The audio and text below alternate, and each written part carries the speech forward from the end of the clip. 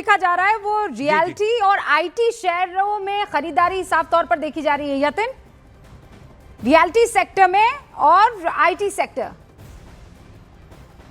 5% की तेजी है, क्योंकि पिछले दिनों सेंटिमेंट इतने खराब हो गए थे बाजार के कि रियल एस्टेट स्टॉक्स ज्यादा टूटे थे, लेकिन auto ancillary, mid cap select, pharma और बैंकिंग शेयरों में भी जबरदस्त तेजी का माहौल है। इनफैक्ट सारे के सारे जो इंडिसेस जिसकी मैं बात कर रहा हूं, यहां 4 से 5% का आप उछाल देख रहे हैं। तो क्लियरली जो एक्सपोर्ट सेक्टर्स हैं और जो बैंकिंग सेक्टर है, यहां आपने एक जबरदस्त तेजी देखी। और क्लियरली बैंकों की भी बात करें तो जो खराब लोन फॉर्मेशन थे एक्सपोर्टर्स के, ये भी होना बंद हो जाएंगे। एमएसएमईज को सपोर्ट मिलेगा और क्रेडिट ग्रोथ और डिमांड में आपको एक इजाफा होता हुआ नजर पड़ेगा, जिसके कारण सारे के सारे ओल्ड इकोनॉमी स्टॉक्स भी आज के बाजार में आपको तेजी में दिखाई पड़ रहे हैं। अच्छा, और इस बीच देखिए रिएक्शंस तो आने ही थे और ये भी होना ही था कि विपक्ष की तरफ से सवाल उठाए जाएंगे और वो सवाल उठाने की शुरुआत हो चुकी है। दीपक बोहरा जी, कांग्रेस ने एक बड़ा सा पोस्ट किया है और उसमें ये कहा है कि कृषि क्षेत्र को अमेरिका के लिए खोलने की बात है। आखिर क्या सौदा हुआ? हमारे किसानों के हितों का ध्यान रखा गया है या उनका साथ भी छोड़ दिया गया है?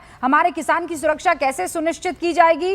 ट्रम्प कह रहे हैं कि भारत अमेरिका के ऊपर टैरिफ और नॉन टैरिफ बैरियर 0% तक घटाएगा। मतलब आपने अमेरिका के लिए पूरा बाजार खोल दिया। इससे भारतीय इंडस्ट्री का जबरदस्त नुकसान होगा। यहाँ के व्यापारी, यहाँ के किसान, सबका साथ छोड़ दिया आपने। अब यहाँ जो बात विपक्ष की तरफ से, कांग्रेस की तरफ से की जा रही है, मार्केट में तो वो सेंटिमेंट ऐसा कुछ दिखाई नहीं दे रहा है।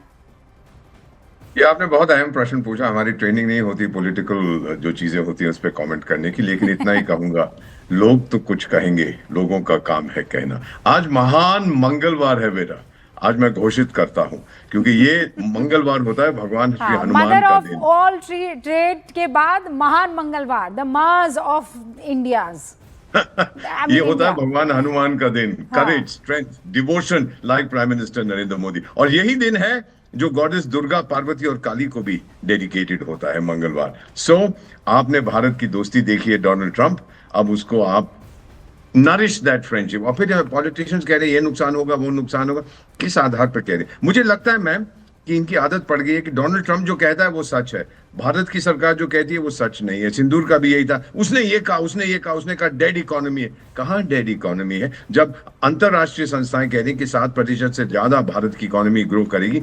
डेड कहां से हो गई है? क्या आपने डोनाल्ड ट्रंप को दुनिया का सबसे बड़ा इकोनॉमिस्ट मान लिया है? ठीक है, वो है राष्ट्रपति, है दुनिया की सबसे बड़ी आर्थिक व्यवस्था का, उसका ये मतलब नहीं है जो कुछ वो कहता है हम उस पर विश्वास करें। हाँ, एक चीज पे हम विश्वास जरूर करते हैं अभी, कि अमेरिका जानता है कि उसकी दोस्ती भारत के साथ उसके हित में है और भारत के भी हित में। ये विन विन है सिचुएशन। हो सकती थी लूज लूज, लेकिन अब विन विन हो गई है। दोनों तरफ बेटा, से जीते। आपके चैनल के जरिए महान मंगलवार घोषित कर दीजिएगा आज के दिन। तो ये देखिए, दीपक बोहरा ने आज के दिन को महान मंगलवार घोषित कर दिया है।